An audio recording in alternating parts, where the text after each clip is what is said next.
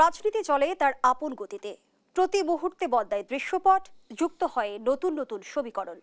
এদের পরে আবারও জমে উঠেছে রাজনীতি। বাংলাদেশের পুরো রাজনৈতিক অঙ্গন এখন আলোচনার কেন্দ্রবিন্দুতে পরিণত হয়েছে একটি বৈঠক, একটি বহুল প্রতীক্ষিত বৈঠককে ঘিরে। বর্তমান সময়ে আমরা যেমনটি জানি যে ডক্টর মোহাম্মদ ইউনূস এবং তারেক রহমানের বৈঠককে ঘিরে রাজনীতিক আলোচনায় নানামুখী আলোচনা চলছে, এবং আমরা যেমনটি জানি যে আগামীকাল শুক্রবার বহুল প্রতীক্ষিত এই বৈঠকটি অনুষ্ঠিত হতে যাচ্ছে, এবং এই বৈঠকটি এখন আর দুই ব্যক্তির মধ্যে সীমাবদ্ধ নেই, সেটি হয়ে উঠেছে পুরো বাংলাদেশের রাজনীতির জন্য এক গুরুত্বপূর্ণ সন্ধিক্ষণ। কি বার্তা অপেক্ষা করছে বৈঠকের মধ্য দিয়ে, এসবই আজকের আলোচনায় আনবো।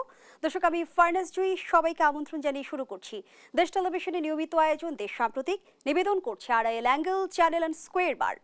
আজকের আলোচনায় এগিয়ে নিতে স্টুডিওতে আছেন দুজন সম্মানিত অতিথি। চলুন একে একে পরিচিত হই। আছেন শামসুজ্জামান দুদু, ভাইস চেয়ারম্যান বিএনপি। সেই সঙ্গে আরও আছেন মোস্তফা কামাল, উপবার্তা প্রধান, বাংলা ভিশন। দুজনকে আমন্ত্রণ জানাচ্ছি আজকের আলোচনায়। জনাব শামসুজ্জামান দুদু, আপনাকে দিয়ে আলোচনাটা শুরু করি। বলছিলাম বহুল প্রতীক্ষিত আগামীকালের 1-to-1 বৈঠকের কথা। ডক্টর মোহাম্মদ ইউনূস এবং তারেক রহমানের বৈঠক ঘিরে আমরা রাজনৈতিক অঙ্গনে নানামুখী আলোচনা দেখছি, এবং জনমনেও কিন্তু এক ধরনের কৌতূহল সৃষ্টি হয়েছে যে কি বার্তা অপেক্ষা করছে আমাদের জন্য।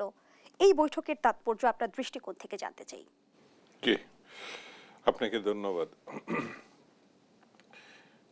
জনাব তারেক রহমান এবং ডক্টর ইউনূস একজন সরকার প্রধান, বাংলাদেশের যুগ সন্ধিক্ষণের সরকার প্রধান, আর একজন হচ্ছে বাংলাদেশের সর্ববৃহৎ রাজনৈতিক দলে যারা 15-16 বছর ধরে গণতন্ত্রের জন্য লড়াই করেছেন। তিনি নিজেও, জনাব তারেক রহমান নিজেও নির্যাতিত, এমনকি তার দেশে আসার কোনো সুযোগ ছিল না, এখন যেটি উন্মুক্ত হয়েছে। তো এই দুইজন মানুষের, সাধারণ মানুষ বা সাধারণ দুই ব্যক্তি বৈঠকে বসছেন এমন না। কোনো কোনো মহল থেকে কিন্তু এই কথা ইতিমধ্যেই বলা হয়েছে যে এই বৈঠক বাংলাদেশের জন্য, গণতন্ত্রের জন্য, জাতীয় রাজনীতির জন্য ঐতিহাসিক একটি বৈঠক। এই বৈঠক এতটাই মানুষ প্রত্যাশা করছে বলে আমার ধারণা যে সংকটগুলো বাংলাদেশে ইতিমধ্যে আমরা দেখতে পাচ্ছি, সেই সংকট অনেকটা এই বৈঠকের মধ্যে দিয়ে সুরা হবে বলে অনেক মানুষ মনে করছে। আর এটা তো সত্য। ডক্টর ইউনূস সাহেব নিজেও নির্যাতিত, জনাব তারেক রহমান সাহেব নির্যাতিত, এবং সেটি গণতন্ত্রের প্রশ্নে। তো এই গণতন্ত্রের একটা সম্ভাবনা আমরা ইতিমধ্যেই বাংলাদেশে প্রত্যাশা করছি বা দেখছি। স্বৈরতন্ত্রের পতন হয়েছে, গণতন্ত্রটা কিভাবে ফিরে আসবে, অর্থাৎ নির্বাচনের মধ্যে দিয়ে যে গণতন্ত্রটা আসবে, সেই নির্বাচনের ইতিমধ্যেই কিন্তু একটা টাইম ফ্রেম ডক্টর ইউনূস দিয়েছেন, এপ্রিলের প্রথম অংশে বা প্রথমার্ধে। এটা নিয়ে বিএনপির পক্ষ থেকে বলা হয়েছে যে ডিসেম্বরের মধ্যেই হলে ভালো হতো, নাহলে এটা জানুয়ারিতে যেতে পারে। তো সময়টা খুব কাছাকাছি। আমার কাছে অনেকেই বলেছে হয়তো এই বৈঠকের মধ্যে দিয়ে আমরা একটা সুরা দেখতে পাবো, যেটা যেটা মানে বাংলাদেশের রাজনীতির জন্য যে একটা মানুষ ভোট দিতে পারেনি গত 15-16 বছর ধরে, সেই ভোটের অধিকার যাদের, তাদের কাছে ফিরে আসার যে সম্ভাবনাটা, এই বৈঠক হয়তো সেটা কার্যকর একটা ভূমিকা রাখবে। তবে কি এই বৈঠকের মূল আলোচ্য বিষয় হতে যাচ্ছে নির্বাচন? হতে পারে, মূল বলবো না। নির্বাচন ছাড়াও আনুষঙ্গিক অনেক ঘটনা, যেমন ডক্টর ইউনূস লন্ডনে গেছেন। বাংলাদেশে যে লুটেরা অর্থনীতির বড় অংশ অনেকে মনে করে এই লন্ডনেই আছে, অর্থাৎ পাচারকৃত অর্থ সম্ভবত ওখানে আছে। কারণ শেখ মুজিবুর রহমান সাহেবের দুই কন্যার এক কন্যা ওখানে স্থায়ী মানে আছেন, আরেকজনও ওখানে যাইতেন আসতেন, এখন যেতে পারছেন না বটে, তার কন্যারা আছে, ছেলেরা যোগাযোগ করছে। সেই জন্য শুধু নির্বাচন বললে হবে না, বাংলাদেশের মানুষের অর্জিত অর্থ, সেই লুটের অর্থ লক্ষ লক্ষ হাজার কোটি টাকা, সেটা পুনরুদ্ধারের প্রসঙ্গ কিন্তু এই জায়গাটায় আছে। সেই জন্যে নির্বাচনের সঙ্গে সঙ্গে বাংলাদেশের স্বাভাবিক অর্থনীতি এবং রাজনৈতিক পরিস্থিতি স্বাভাবিক হবে, এই ধারণাটা মানুষ প্রত্যাশা করছে।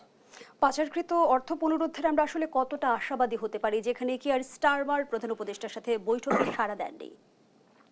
আমার কাছে মনে হয়েছে সত্যি বলতে যে আমরা একজন ডক্টর মোহাম্মদ ইউনূস পাইছি যিনি দেশে এবং বিদেশে অত্যন্ত তার ব্যক্তি, তার প্রতিষ্ঠা, তার উদ্যোগ, মানুষ হিসাবে একটা অনন্য মানুষ হিসাবে কিন্তু সবার কাছে সমাদৃত। এই প্রভাবটা যাতে আমরা সঠিকভাবে ব্যবহার করতে পারি, অর্থাৎ তার নেতৃত্ব, তার প্রজ্ঞা, তার বিচক্ষণতা ব্যবহার করতে পারি, এক স্টার মার্কেট দিয়ে সবকিছু ঠেকানো সম্ভব।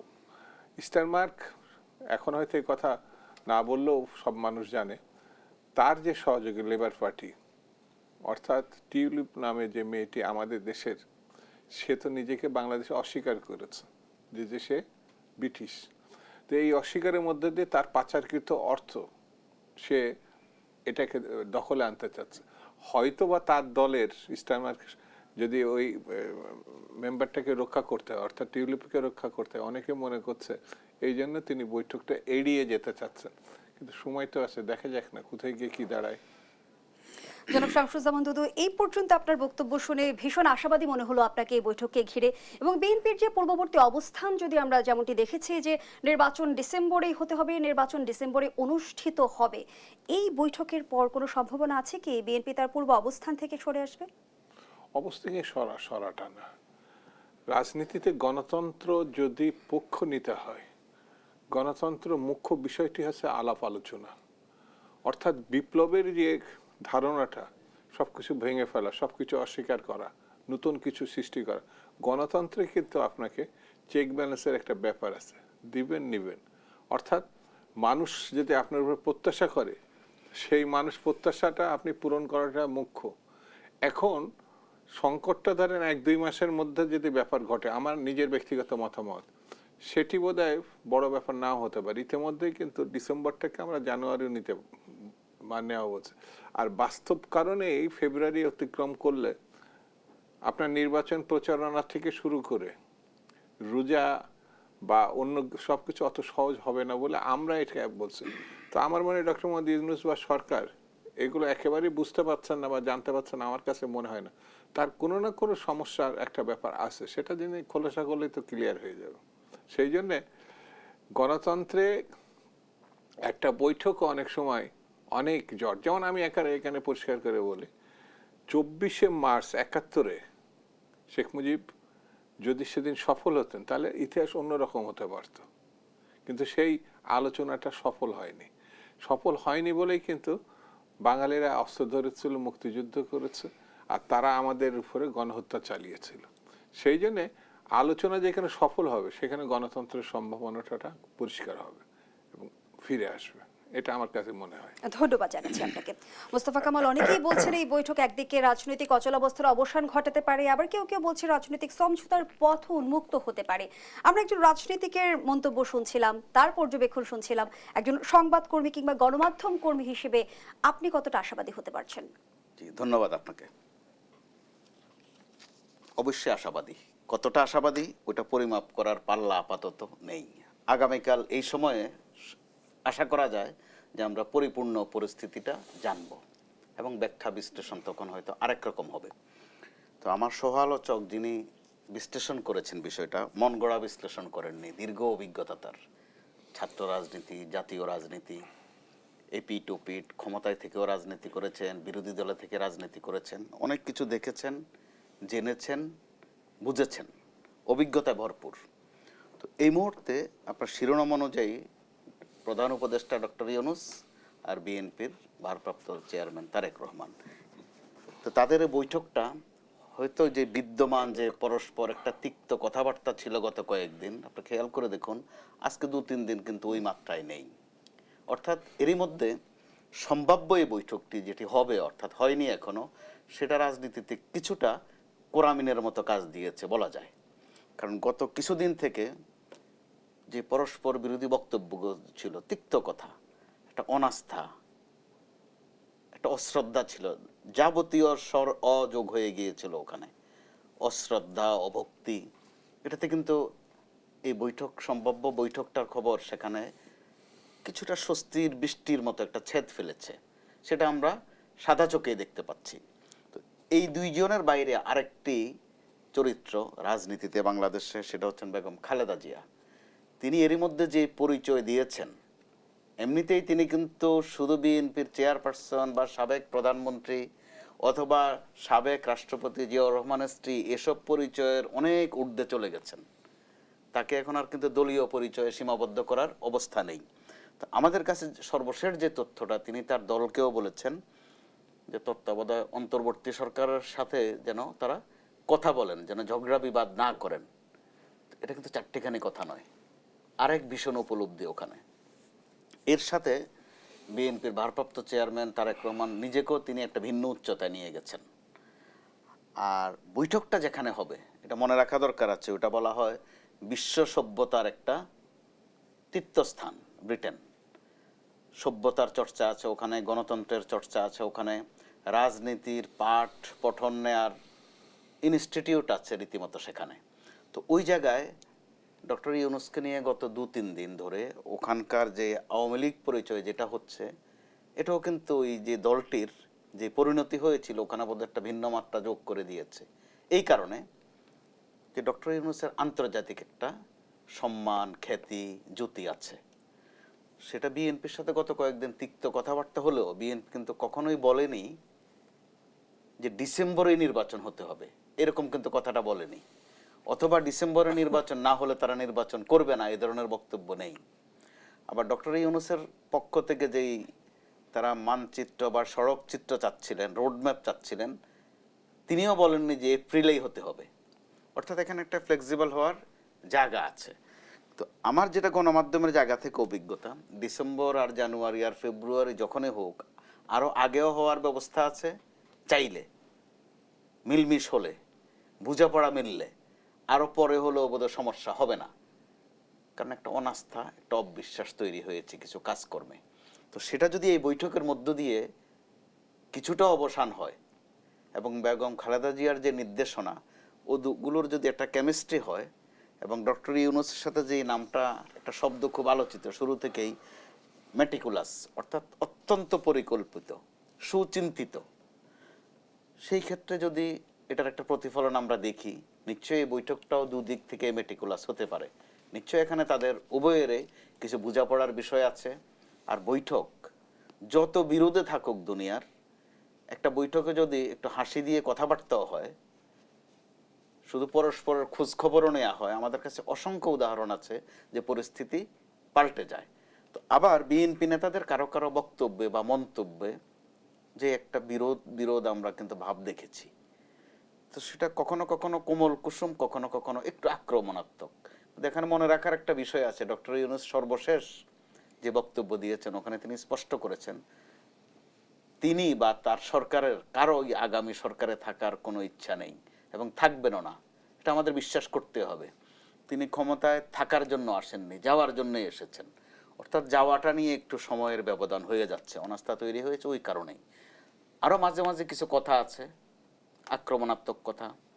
কিন্তু অরাজনৈতিক অন্তর্বর্তী সরকার কেন বারবার রাজনৈতিক বিতর্কের মুখোমুখি হয়ে যাচ্ছে অনিবার্যভাবে, কারণ এই সরকারের রাজনৈতিক অভিজ্ঞতা অত্যন্ত কম।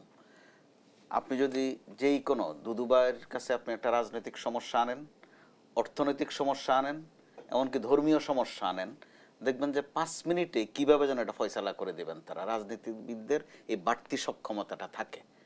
যারা এই সরকারে আছেন, ডক্টর ইউনূস থেকে একদম আসিফ মাহমুদ পর্যন্ত, তারা কেউ কেউ ভালো শিক্ষক, কেউ কেউ ভালো বক্তা, কেউ কেউ ভালো একাডেমিশিয়ান, কেউ কেউ ভালো বিশ্লেষক, কিন্তু রাজনীতির অভিজ্ঞতা তাদের কিন্তু ওইভাবে নেই। যে কারণে তাদের কোনো কোনো মন্তব্য বা বক্তব্য বা আচরণ রাজনীতিবিদ হিসাবে বা রাজনৈতিক দল হিসাবে বিএনপিকে আক্রান্ত করে। আবার এটাও মনে রাখতে হবে, বিএনপি তো তিক্ত অভিজ্ঞতা নিয়েছে, দীর্ঘদিন শুধু নির্যাতিতই হয় নাই, তাদের কিন্তু ভয়ের অনেক কারণ আছে। ঘর পোড়া গরু, তারা নানান যন্ত্রণা দেখেছে। মাঝে মধ্যে তারা কিন্তু এই কথাও বলেছে যেন এই সংস্কারের নামে যেন আরেকটি 111 আনা না হয়। এগুলো কিন্তু কথার জন্য কথা না, এগুলো বেদনা আছে, ওখানে তিক্ত অভিজ্ঞতা আছে। ওই কারণে আপনার প্রশ্নের জবাবটা এখানে আমি বলতে চাই যে যদি রাজনৈতিক অভিজ্ঞতা থাকতো এই সরকারের উপদেষ্টাদের, তাহলে হয়তো তারা মাঝে মধ্যে কেউ বলে বসতেন না যে আমরা তো আসলে নির্বাচিত, এই 5 আগস্টে একটা নির্বাচনে হয়েছিল। বাদকে বাদ কথা এগুলো, কিন্তু বলতেন না যে রাস্তায় আসার সময় শুনেছি মানুষ বলছে যে এই সরকার আরো 5 বছর থাকুক। এগুলো মেঠো কথা, কিন্তু আমরা বললে হয়তো বা রসিকতার জায়গায় যাবে, কিন্তু উপদেষ্টারা যখন বলেন তখন বিএনপির মতো বড় দলের কিন্তু আঘাত পাওয়াটাই স্বাভাবিক। আবার বিএনপি কি নির্বাচন চাচ্ছে?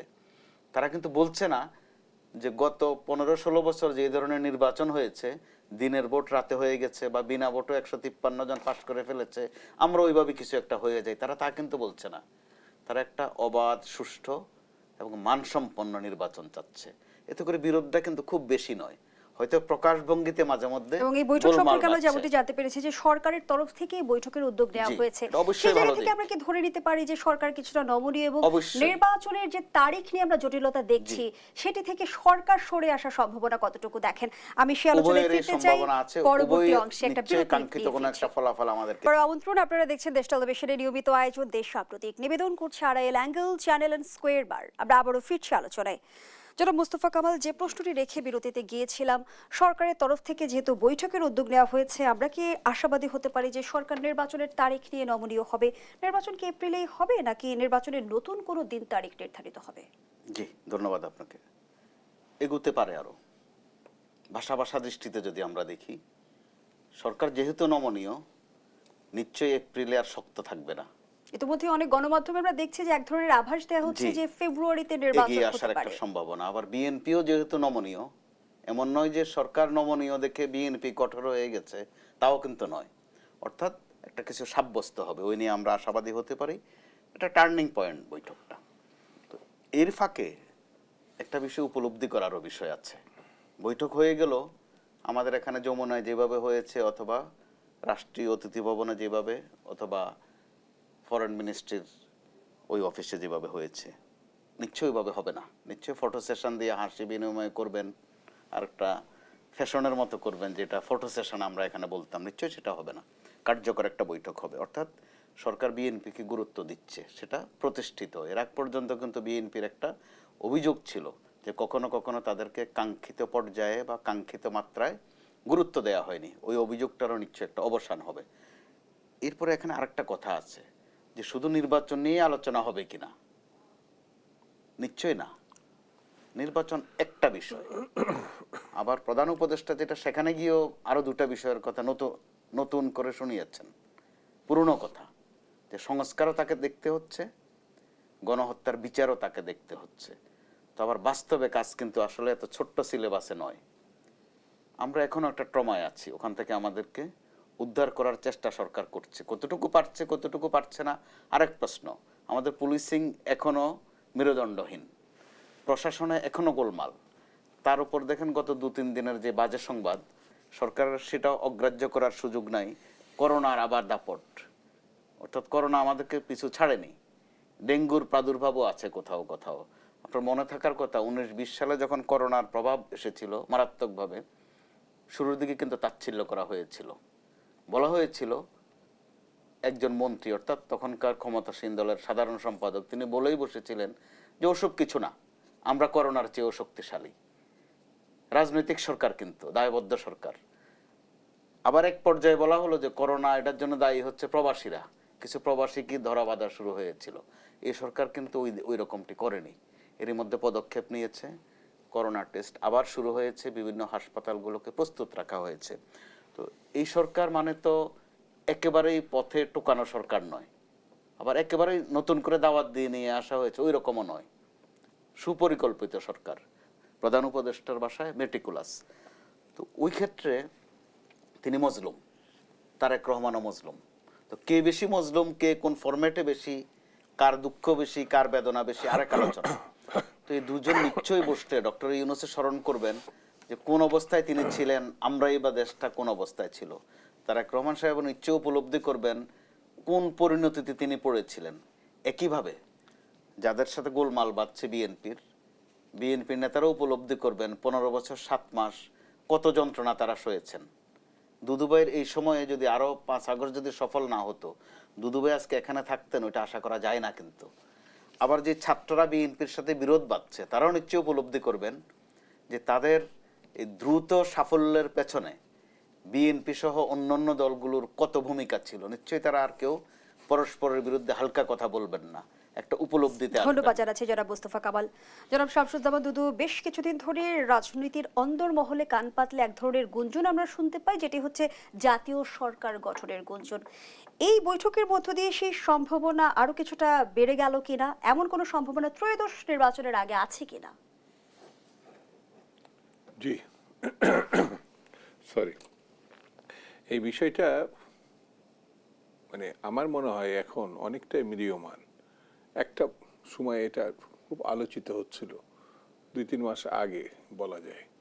এখন যে উপলব্ধিটা হয়েছে যে দুই নেতার বৈঠকের মধ্য দিয়ে ধারণা করা হয় যে সংকটগুলোর একটা নিরসনের দিক নির্দেশনা পাওয়া যাবে। এখানে জাতীয় সরকার বলে এই ধারণাটা এখন যেটা আপনি উপস্থাপন করলেন, আমার মনে হয় খুব একটা আলোচনা হচ্ছে না, বরঞ্চ নির্বাচনটা আগে না পরে, মানে উনি মোস্তফা কামাল সাহেব যেভাবে ব্যাখ্যা করলেন যে ডক্টর ইউনূস সাহেবও কিছুদিন বা তার সরকারও কিছুদিন আগে পর্যন্ত যে বেশ তার ভাবনা চিন্তা প্রস্তাব সে ব্যাপারে কেমন দৃঢ় ছিলেন, শক্ত ছিলেন, আবার বিএনপি তার অবস্থান থেকে ডিসেম্বরকেই কিন্তু ধরে নেয় একেবারে ডেডলাইন এর মধ্যেই।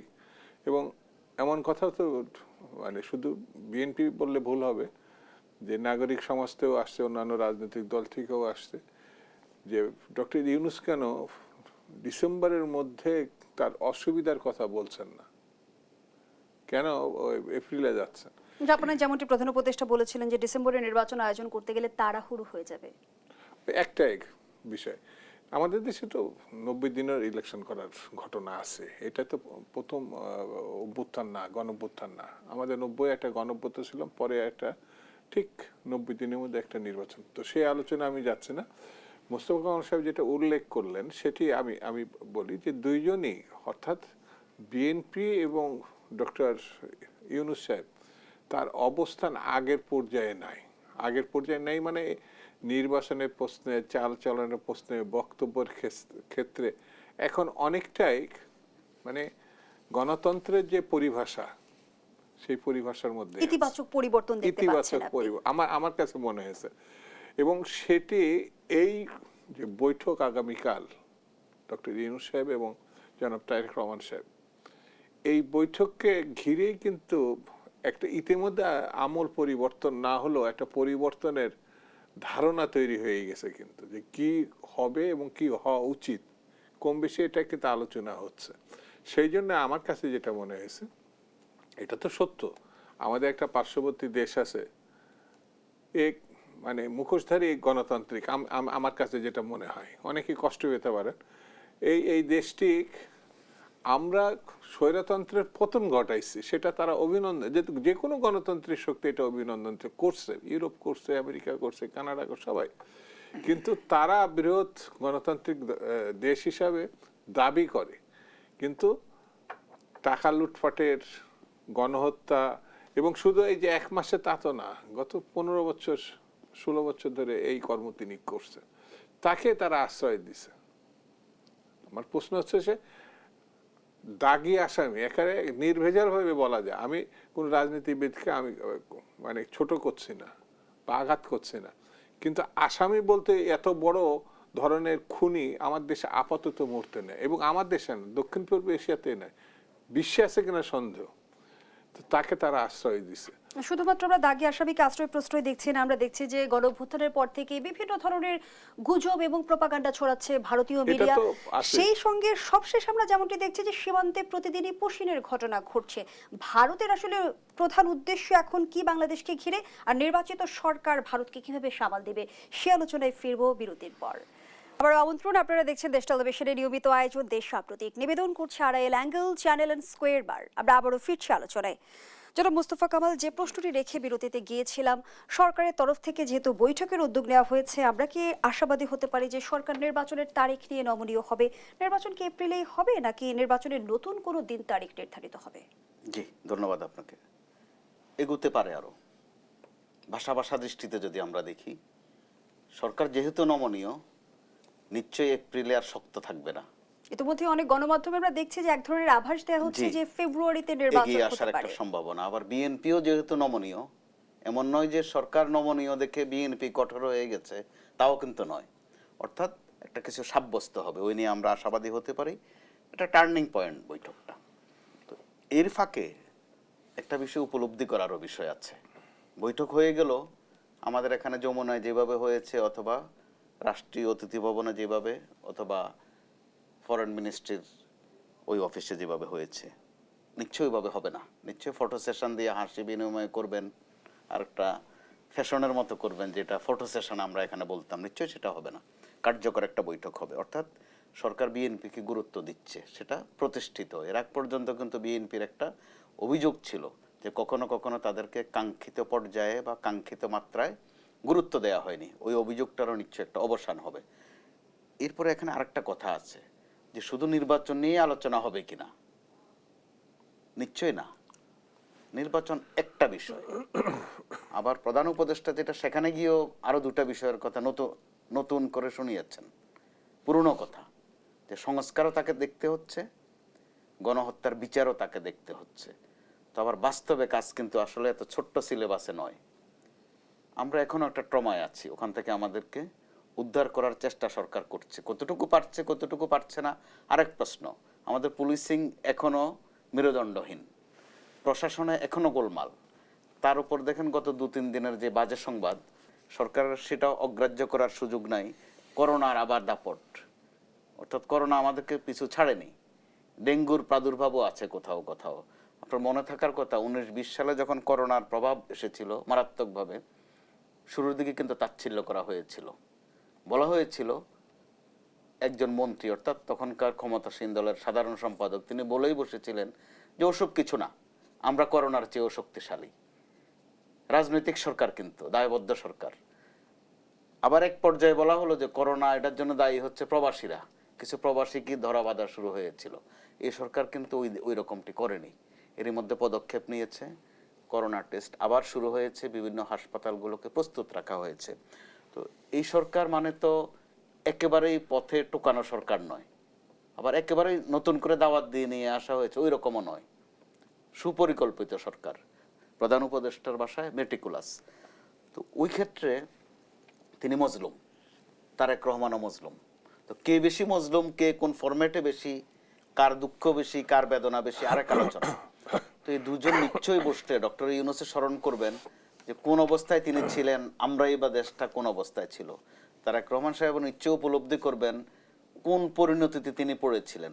একইভাবে যাদের সাথে গোলমাল বাঁধছে বিএনপির নেতারাও উপলব্ধি করবেন 15 বছর 7 মাস কত যন্ত্রণা তারা সয়েছেন। দুদুভাইয়ের এই সময়ে যদি আরো 5 আগস্ট যদি সফল না হতো, দুদুভাই আজকে এখানে থাকতেন, ওইটা আশা করা যায় না। কিন্তু আবার যে ছাত্ররা বিএনপির সাথে বিরোধ বাঁধছে, তারাও নিশ্চয়ই উপলব্ধি করবেন যে তাদের এই দ্রুত সাফল্যের পেছনে বিএনপি সহ অন্যান্য দলগুলোর কত ভূমিকা ছিল। নিশ্চয়ই তারা আর কেউ পরস্পরের বিরুদ্ধে হালকা কথা বলবেন না, একটা উপলব্ধিতে আসবেন। ধন্যবাদ জানাচ্ছি জনাব মোস্তফা কামাল। জনাব শামসুজ্জামান দুদু, বেশ কিছুদিন ধরে রাজনীতির অন্দরমহলে কান পাতলে এক ধরনের গুঞ্জন আমরা শুনতে পাই, যেটি হচ্ছে জাতীয় সরকার গঠনের গুঞ্জন। এই বৈঠকের মধ্য দিয়ে সেই সম্ভাবনা আরো কিছুটা বেড়ে গেল কিনা, এমন কোনো সম্ভাবনা ত্রয়োদশ নির্বাচনের আগে আছে কিনা? জি, সরি, এই বিষয়টা মানে আমার মনে হয় এখন অনেকটাই মিডিয়মান। একটা সময় এটা খুব আলোচিত হচ্ছিল, 2-3 মাস আগে বলা যায়। এখন যে উপলব্ধিটা হয়েছে যে দুই নেতার বৈঠকের মধ্য দিয়ে ধারণা করা হয় যে সংকটগুলোর একটা নিরসনের দিক নির্দেশনা পাওয়া যাবে।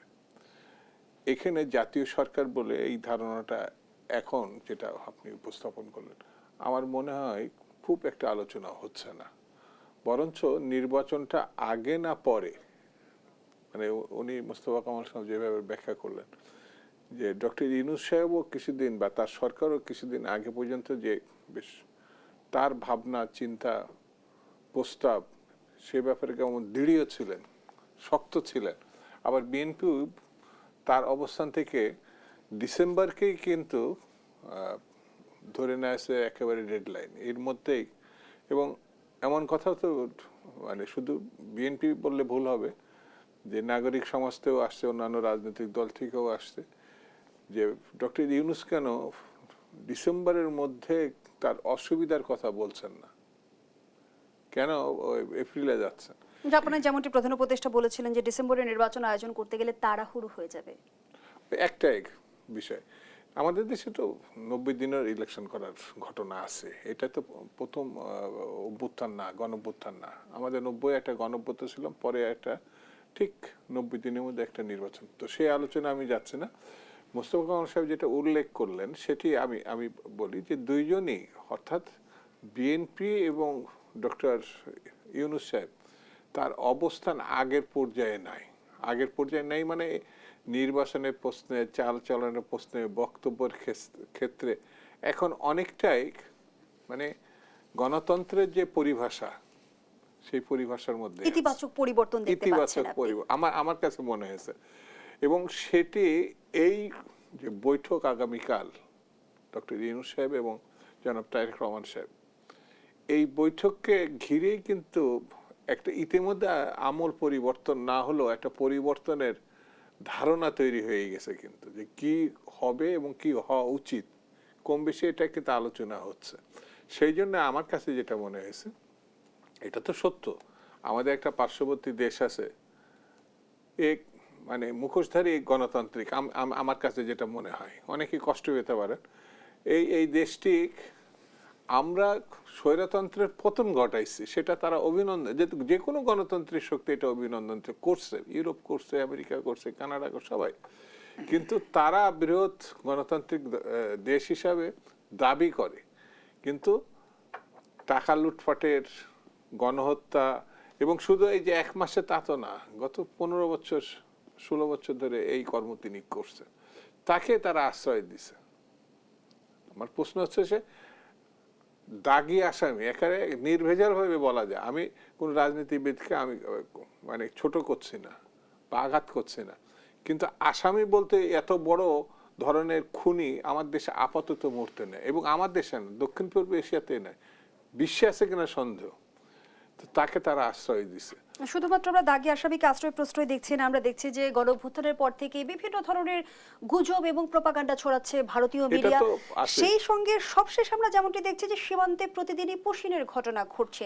ভারতের আসলে প্রধান উদ্দেশ্য এখন কি বাংলাদেশকে ঘিরে, আর নির্বাচিত সরকার ভারতকে কিভাবে সামাল দেবে, সে আলোচনায় ফিরবো বিরতির পর। দর্শক, দেশ সাম্প্রতিকের এই পর্যায়ে আবারও বিরতিতে যাচ্ছি, সাথেই থাকুন। ফিরে এলাম, দেখছেন দেশ সাম্প্রতিক, আমরা আবারও ফিরছি আলোচনায়। জনাব শামসুজ্জামান দুদু, যে আলোচনায় আমরা ছিলাম, গণঅভ্যুত্থানের পরপরই আমরা দেখছি যে ভারতের উস্কানিমূলক নানামুখী আচরণ, সেই জায়গা থেকে সাম্প্রতিক সময়ের ঘটনা যদি আমরা তুলে ধরে, আমরা দেখছি প্রতিদিনই পুশিনের ঘটনা ঘটছে। ভারত আসলে এখন চাইছে কি, আর নির্বাচিত সরকার কিভাবে সামাল দেবে ভারতকে? আসলে একটু পিছনে ফিরে যাই আমি, সরি, সেটা হচ্ছে এই ভূখণ্ডে একটা 47 আসছিল। অনেকেই বলে যে মুসলমানরা পৃথক ভূমি চাওয়ার কারণে পাকিস্তান সৃষ্টি হয়েছিল। আসলে আমার কাছে কিন্তু এটা বিশ্বাসযোগ্য মনে হয়নি। ভারত বাধ্য করছিল এই দেশের মুসলিমদের বেঁচে থাকায়, তাদের আলাদা ভূমি ছাড়া তখন আর কোনো অবস্থা ছিল না। চলনে বলেন এখনো পর্যন্ত 20 কোটির ঊর্ধ্বে বোধহয় মুসলিম ওখানে আছে। তাদের খাদ্য তালিকাও নির্ধারণ করে দিয়েছে তারা, যে কি খাবে কি খাবে না। এত বড়, এটাকে ফ্যাসিস্ট আচরণ বলবো কিনা আমি জানি না, যে মানুষ কোনটা খাবে সেটা তো আমাদের ধর্ম, আমাদের সংস্কৃতি, আমাদের পারিপার্শ্বিক এটা নির্ধারণ করছে। তো ওখানে কিন্তু এটা সম্ভব না। পশ্চিমবঙ্গের কিছু কিছু সম্ভব, কিন্তু ভারতবর্ষে এক ভয়ঙ্কর জায়গা। সেটি 47-এর আগে মিস্টার জিন্নাকে কিন্তু ওই সময় গান্ধী বলছিল যে সে হিন্দু মুসলিমের মিলিত চেষ্টার প্রতীক, ঐক্যের প্রতীক। সেই মিস্টার জিন্নাও বাধ্য হয়ে এক সময়, যে একমাত্র আমি হিসাব করে দেখেছি মাথায় টুপি বাদ দিলে একেবারে ইউরোপিয়ান পোশাক সারা জীবন, ইসলামিক রিপাবলিক অফ পাকিস্তানের সে জাতির পিতা ছিল, কিন্তু কোনোদিন ইসলামিক পোশাকে আমি তাকে খুব একটা দেখি নাই। যত ছবি সবগুলো ইউরোপিয়ান আছে। কেন আমি কথাটা বললাম, এটা তারা আমাদের বাধ্য করছিল। পাকিস্তান হওয়ার পরে আমরা যখন বলছি যে ওই ওয়েস্ট পাকিস্তানিদের সঙ্গে থাকা যাবে না, এরা বর্বর, সব ক্ষেত্রে আমাদেরকে পিছনে ফেলেছে, তখন কিন্তু মুক্তিযুদ্ধ, আর মুক্তিযুদ্ধের মধ্য দিয়ে আমরা কিন্তু কখনো এই ইন্ডিয়াকে অকৃতজ্ঞতা জানাই না, কৃতজ্ঞ হয়েছি। বারবার আমরা বন্ধু হিসেবে উল্লেখ করছি যে 71-এর প্রশ্নে, কিন্তু 71-এর বিজয়ের পর আপনি দেখেন আমাদের বিজয়টাকেও তারা আত্মসাৎ করতে চাইছে। 16 ডিসেম্বরকে তারা বিজয় দিবস পালন করে না, স্টিল গতবারও কিন্তু পালন করছে তাদের সামরিক বিজয়, পাকিস্তানকে হারাইছে। মুক্তিযুদ্ধের বিজয় এটা তারা কিন্তু কখনো বলে না, এই গতবারও বলেনি। এই ধারণাটা তাদের মাথার মধ্যে আছে, মারাত্মার মধ্যে আছে। এবং শেখ হাসিনা বলছিল, আপনার স্মরণ আছে কিনা, এমন কিছু দিয়েছি যা সারা জীবনে ভুলতে পারবে না। তার মানে আর কিছু বাকি রাখে নাই। বাংলাদেশের ওই বন্দর দিছে, ওই করিডোর দিছে, সবকিছুই দিয়ে দিছিল। কিন্তু গণঅভ্যুত্থানের মধ্য দিয়ে যে পরিস্থিতিটা সৃষ্টি হয়েছে, সেটা 71-এর মুক্তিযুদ্ধে যেটা শহীদ জিয়া রহমান যে স্বাধীনতা ঘোষণা করছিলেন, আর এখানে লক্ষ লক্ষ মানুষ এবং মা বোনরা তারা উৎসর্গিত হয়েছেন কিছুর জন্য, বাংলাদেশের জন্য। তো সেই বাংলাদেশকে অপমানিত করার যদি কোনো রাষ্ট্র, আমি ভারতকে বলবো না, কোনো রাষ্ট্র চেষ্টা করে, সেটা তো আপনার এই দেশের মানুষ অন্তত মানবে না, মানেও নাই। এই যে না মানা, তারা সহ্য করতে পারছে না। কিন্তু লক্ষণীয় বিষয় হচ্ছে, একমাত্র এই দেশ, এই ভূখণ্ড দক্ষিণ পূর্ব এশিয়ার মধ্যে যুদ্ধ করে স্বাধীনতা অর্জন করছে। ভারত কিন্তু আলোচনার মধ্যে দিয়ে, পাকিস্তান কিন্তু আলোচনার মধ্যে দিয়ে, অন্য সব দেশ এই দক্ষিণ পূর্ব এশিয়াতে একমাত্র বাঙালি। সে তো বীরের জাতি, আমি মনে করি বীরের জাতি যদি থাকে সেটা বাঙালি।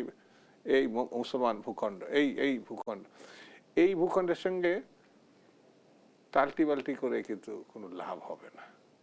কেউ যদি ওই যে সারা বিশ্বে প্রচার করছে, তারা এত মিথ্যা কথা ভারত প্রচার করতে পারে, আমার মনে হয় এর আগে শুধু বাংলাদেশ না, কোনো বিশ্বের কোনো দেশে এটা চিন্তা করে। কারণ স্যাটেলাইটের যুগ, মানে এখনই বাংলাদেশে কি হচ্ছে, এখানে আমার মনে হয় ভারতের থেকেও বেশি শান্তিপূর্ণভাবে আছে হিন্দু বা অন্যান্য জাতি গোষ্ঠী মুসলমানের পরে। কারণ বলছে এই কথা, ওখানেও তারা বর্ণ বৈষম্যের, যদি ছোট জাতির হিন্দু না, ওরা কি বলে, ওইটাকে তারা পুড়িয়ে মারে, ওরা পানির মধ্যে ফেলে মারে। কিন্তু এই দেশে কিন্তু এটা সম্ভব না। এই দেশের শুধু হিন্দু মুসলিম, এমনকি বলা হয়েছে সংখ্যালঘু না, আমরা সবাই বাংলাদেশের নাগরিক, বাংলাদেশি জাতীয়তাবাদ শহীদ জিয়া রহমান ঘোষিত। সেই জন্য ভারতের সঙ্গে আমাদের গণতন্ত্র, যুদ্ধ এবং মানবতার প্রশ্ন যোজন যোজন দূরে। ওরা যা বলে এটা আত্মপ্রবণতা, এটা কোনো বাস্তব ভিত্তিক না। সেই জন্যে খুনিকে জায়গা দেওয়ার পরে গণতান্ত্রিক সাজার কোনো পথ আছে বলে আমার কাছে মনে হয় না। স্বরাষ্ট্র উপদেষ্টা জাহাঙ্গীর আলম চৌধুরী বলেছেন, তারেক রহমানের দেশে ফিরে আসতে কোনো অসুবিধা নেই, যে কোনো সময় দেশে ফিরতে পারেন তিনি। সেই জায়গা থেকে তাহলে আমরা দেখলাম গণঅভ্যুত্থানের 10 মাস পেরিয়ে গেল, কবে নাগাদ তারেক রহমান দেশে ফিরতে পারে? সহসাই আসবে, এক কথায় বলা যায় সহসাই আসবে। এখন যে পরিস্থিতি হয়েছে, আর স্বরাষ্ট্রমন্ত্রী, মাননীয় স্বরাষ্ট্রমন্ত্রী অত্যন্ত সুন্দর কথা বলেছেন, কিন্তু সেই কথাটাও বলছেন 10 মাস পরে। ইনি তো প্রথম দিনই বলতে পারতেন। তো সেই অর্থাৎ সময়ের তালে অনেক। তবে কি বিএনপি স্বরাষ্ট্র উপদেষ্টার এই মন্তব্যের অপেক্ষায় ছিল? মন্তব্য না, নানান জটিলতা থাকতে পারে, নানান ঘটনা থাকতে পারে। আর তিনি হচ্ছেন বাংলাদেশের কর্ণধার একজন হবেন বলে মানুষ মনে করে। তিনি আছেন সর্ববৃহৎ পার্টির একজন নেতা, তার পিতা, তার ভাইয়ের মৃত্যু স্বাভাবিক না।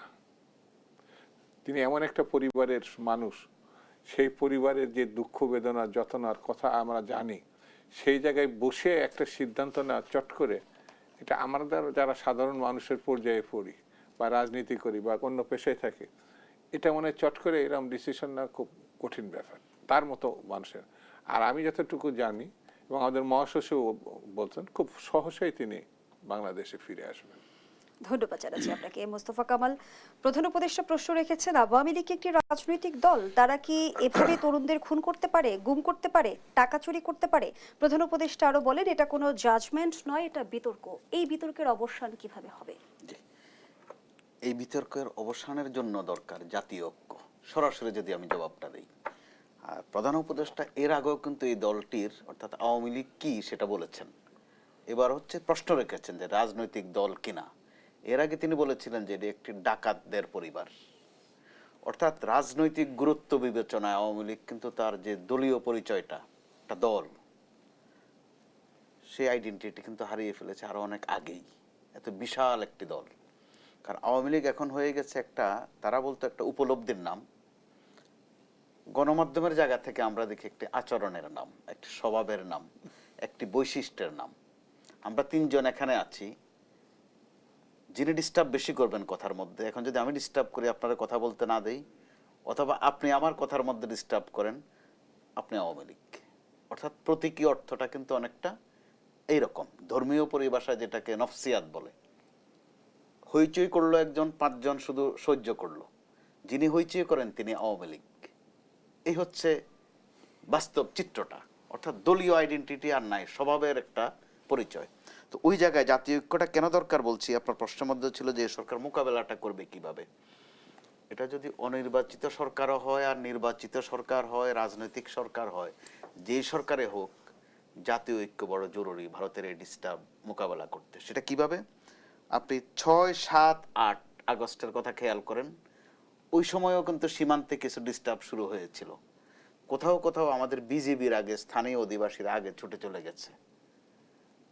তো তখনও পুশব্যাক বা পুশিনের মতো শব্দ আসে নাই, অনেকটা টম অ্যান্ড জেরির মতো ধাক্কাধাক্কি ছিল। কিন্তু গত কয়েকদিন খেয়াল করছি তারা কিন্তু অবিরাম ডিস্টার্ব করছে। কিন্তু ওইভাবে আমাদের জাতীয় ঐক্যের ছাপটা সীমান্তে নাই, যেটা কয়েকদিন ছিল। তো ওই ক্ষেত্রে শেখ হাসিনা যেটা ক্ষমতায় থাকতে স্পষ্ট করে বলে গেছেন যে ভারতের জন্য তিনি যা করেছেন তাদের আজীবন মনে রাখতে হবে, এবং বুঝে শুনে সেটা বলেছেন। ভারত ওটা মনে রেখেছে এবং মনে রাখছে এবং রাখবে বলেও মনে হয়। যে কারণে ডিস্টার্ব প্রতিনিয়ত করছে, এমন কোনো দিন বাদ যাচ্ছে না যে বাংলাদেশ নিয়ে একটা গুজব নেই ভারতীয় কোনো মিডিয়ায়।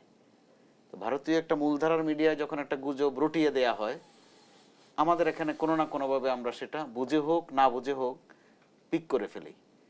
সর্বশেষ তারা যেটা যোগ করেছে যে আমাদের কক্সবাজার থেকে বান্দরবান পর্যন্ত সামরিক এরিয়া হয়ে গেছে। এতে করে আমাদের সরকার যেটা বুদ্ধিমানের পরিচয় দিয়েছে এবার, এই নিয়ে রেসপন্স করেনি। এর আগে কিন্তু করিডোরের যে বিতর্কটা বেঁধেছিল, সেটাও কিন্তু ভারতীয় একটা গণমাধ্যমের, তাও মধ্যম মানের গণমাধ্যমের, কিন্তু আমাদের একজন উপদেষ্টা চট করে সেটা পিক করলেন, তিনিও বাদকে বাদ বলে দিলেন, সিদ্ধান্ত হয়ে গেছে। আরেকজন বললেন না, এরকম কোনো আলোচনাই হয়নি। তো ওই ক্ষেত্রে আমাদের সাবধানতার বিষয় আছে প্রথমত। দ্বিতীয়ত হচ্ছে জাতীয় ঐক্যটা খুব জরুরি। সেটা ইউনূস সরকারের জন্য জরুরি, সামনে যে নির্বাচিত সরকার আসবে তার জন্য জরুরি। জাতীয় ঐক্য যখন থাকবে কার্যকরভাবে, তখন ভারতের এসব গুজব বলেন আর সীমান্তের ডিস্টার্ব বলেন, ওগুলো মোকাবেলা করা সহজ হবে। আবার এই কথাও মাথায় রাখতে হবে, আমরা সম্মান করে কূটনৈতিক পরিভাষায় বলি বন্ধু রাষ্ট্র, সেটা বোধহয় বলতে হয় এই জন্য বলি। আসলে বন্ধুত্বের কোনো স্মারক বা স্বাক্ষর ভারত রাখছে না। এমনই শক্তিশালী প্রতিবেশী বা এমনই শক্তিমান বন্ধু, বলা হয়ে থাকে যে প্রকৃতি বদল করার ক্ষমতা নাকি শুধু আল্লাহ পাকের থাকে, আর কারো থাকে না। কিন্তু আমাদের এই প্রতিবেশীর এত শক্তি, তারা আমাদের প্রকৃতিও বদলে দিতে পারে, ধন্যবাদ জানাচ্ছি বন্যা দিতে পারে, খরা দিতে পারে, যখন যেটা মন চায় তাদের সেটা পারে। অসহযোগিতামূলক নানামুখী আচরণ জি। আমরা দেখেছি ইতিমধ্যে। ধন্যবাদ জানাচ্ছি জনাব শামসুজ্জামান দুদু। শেষ প্রশ্নটি আপনার কাছে রাখতে চাই, কিছুদিন আগে আমরা রাজনৈতিক অঙ্গনে নির্বাচনকালীন নিরপেক্ষ সরকারের এক ধরনের আলোচনা শুনেছি। ত্রয়োদশ নির্বাচন নিয়ে যেহেতু আমরা কথা বলছি, নির্বাচন কার অধীনে হবে, অন্তর্বর্তী সরকার না তত্ত্বাবধায়ক সরকার?